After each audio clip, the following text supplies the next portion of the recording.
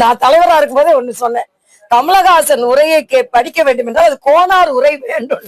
நாம கோனார் உரை வச்சுதான் தெளிவுரை படிச்சா மட்டும்தான் அவரோட அறிக்கையும் சரி பேச்சும் சரி பேச முடியும். என்ன பேசினாருப்பா? எதுவுமே காதுல ஊனாலே தவிர என்ன காதுல விழுந்தது? எந்த இதுவும் மொழி புரியவே இல்லை. சரி புரிஞ்சதுன்னா கூட நமக்கு புரியலன்றது ஒண்ணு.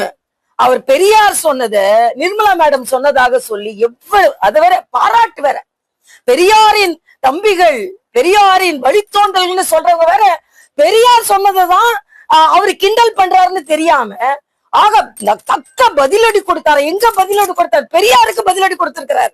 தமிழ் பிச்சை வாங்கும் மொழி அல்ல என்று பதிலடி கொடுத்தால் அது பெரியாருக்கு பதில் கொடுக்க தெரியாம பெரியார் பக்தர்கள்லாம் கை தட்டிட்டு உட்கார்ந்துருக்க. அப்ப பெரியார் என்ன சொன்னா நீங்க பக்தர்களுக்கே தெரியல.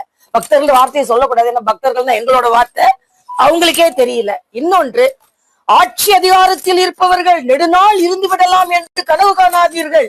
யார சொல்றீங்க? 2026 தேர்தல் எங்க வருது? ஸ்டாலின் பாத்துக்கிட்டே இருந்தவருக்கு அதிர்ச்சி ஆயிட்டோம். ஐயோ, இவரை நம்மளை பாராட்டுறதுக்கு அனுப்புனா யாரும் ஆட்சி அதிகாரத்தில் அதிக நாட்கள் இருந்து விட முடியாது, நமக்கே வேட்டு வைக்கிறாரு நினைச்சதுதான் என்னன்னே தெரியாம. அதாவது திமுக சில தப்புகள் செய்யுங்க, மன்னிக்க முடியாத தப்பு செய்யும். அதுல கமலஹாசன் அங்க அனுப்புறது மிகப்பெரிய தப்பு. நடிக்கிறவரு அங்க நடிச்சிட்டு இருக்க வேண்டியதானே. அங்க போய் வசனம் பேசுறேன், அங்க போய் நடிக்கிறேன்னு சொல்லிட்டு தெரியாத வசனங்களை தப்பு தப்பாக பேசி கைத்தட்டு வாங்குறேன்னு சொல்லிட்டு அங்க போய் டிராமா போட்டுட்டு இருக்காருங்க. தமிழ்நாடு தலை குனிந்து கொண்டிருக்கிறது. இவர்களை போன்றவர்கள் எல்லாம் பெரிய பெரிய அறிஞர் அண்ணா போன்றவர்கள், காமராஜர் போன்றவர்கள், அவர்கள் எல்லாம் இருந்த ஒரு பாராளுமன்றம் இவங்களை அனுப்பி இன்னைக்கு கேலி கூத்தாக கொண்டிருக்கிறது திராவிட முன்னேற்ற கழகம் என்பதைத்தான் நான் சொல்ல முடியும்.